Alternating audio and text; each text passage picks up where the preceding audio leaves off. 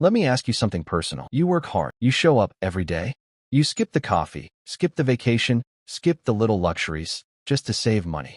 And at the end of the year, you check your bank account and think, why does it still feel like I'm falling behind? I'm going to tell you something in the next 9 minutes that your bank has never told you, your government has never told you. And honestly, most financial YouTubers won't tell you either because it's too simple and too uncomfortable at the same time. Your savings are dying, not because you're doing anything wrong, but because the system was never designed to protect you. Stay with me, because in exactly 4 minutes from now, I'm going to show you what the wealthiest people on earth quietly do with their money. And it has nothing to do with stock, crypto, or any get-rich-quick nonsense. It's something 5,000 years old, and it still works today. Here's what's actually happening to your money right now. Every single day you keep your savings in a bank account, you are losing purchasing power. Not visibly, not dramatically, quietly, like a slow leak in a tire. You don't notice it until you're completely flat. This is called inflation. And I know, you've heard that word 100 times, but let me explain it the way nobody ever does. Imagine there are 10 apples in a room and $10. Each apple costs $1. Simple. Now the government prints 10 more dollars. Nobody grew more apples. There are still 10 apples. Now each apple costs $2. $10 didn't change. It now only buys you 5 apples instead of 10. That is exactly what is happening to your savings account right now. In 2020 alone, the United States printed 35% of all dollars ever created in a single year. 35% in 12 months. And every major government in the world did the same thing. Your salary went up maybe 3%. Inflation ran at 8, 9, 10% in many countries. You did the math right. You lost ground every single year.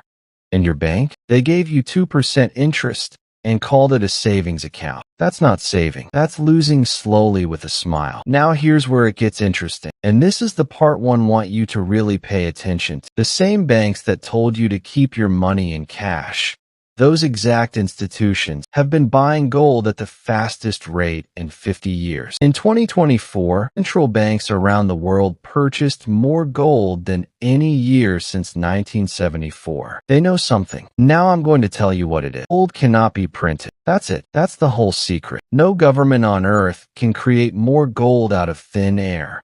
It has to be mined. It's scarce. And because it's scarce, it holds its value over time in a way that paper money simply cannot. Here is a fact that will stay with you forever.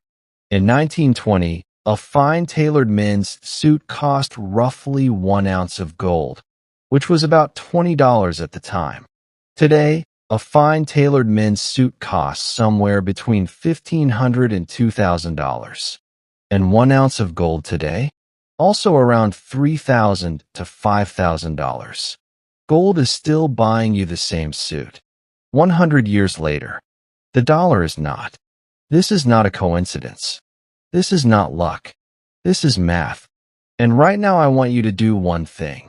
Just hit that like button if this is starting to make sense to you. It genuinely helps this video reach other people. The people who bought in 2005 have tripled their money.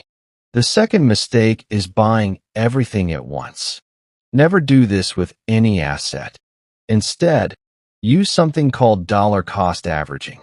You pick a fixed amount, say $50 or $100, and you buy that same amount every single month no matter what the price is.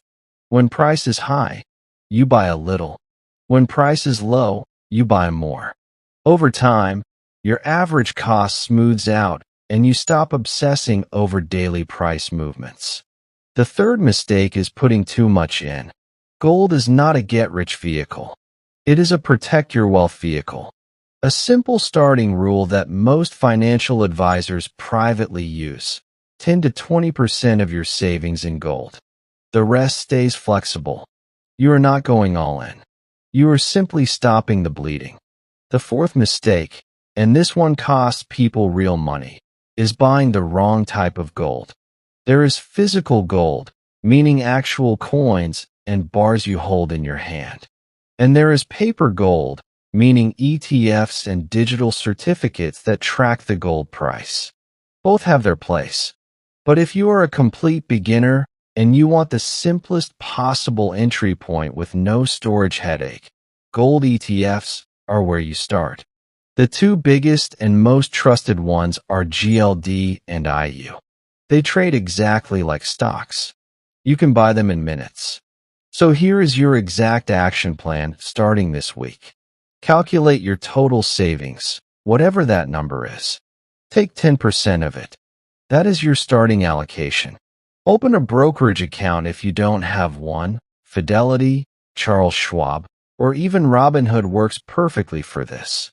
Search for IU or GLD. Buy your 10% there. Then set a reminder on your phone. Same day, every month, same amount. And I want you to think about something before you close this video. Wealthy families, and I mean truly wealthy, generational wealth, they do not keep their money in savings accounts. They keep it in assets that governments cannot devalue.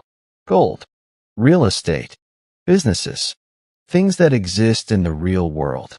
They learned this decades ago. You are learning it today. And the only difference between them and you right now is what you do next. If you made it this far, and most people don't, I want you to do 3 things right now. First, subscribe. Because every single week I break down one financial concept that schools never taught you. In plain English, no jargon, no fluff. Second, comment below and tell me one thing. How much of your savings is currently in cash? Just a percentage. I read every single comment, and I want to know where you actually stand. Third, watch the video on screen right now, because it covers exactly why the US dollar is losing its global reserve status, and what that means for every dollar you currently own. That video will change how you see money permanently. You came here because something fell off. You were right. Now you know why. And now you know what to do about it. I'll see you in the next one.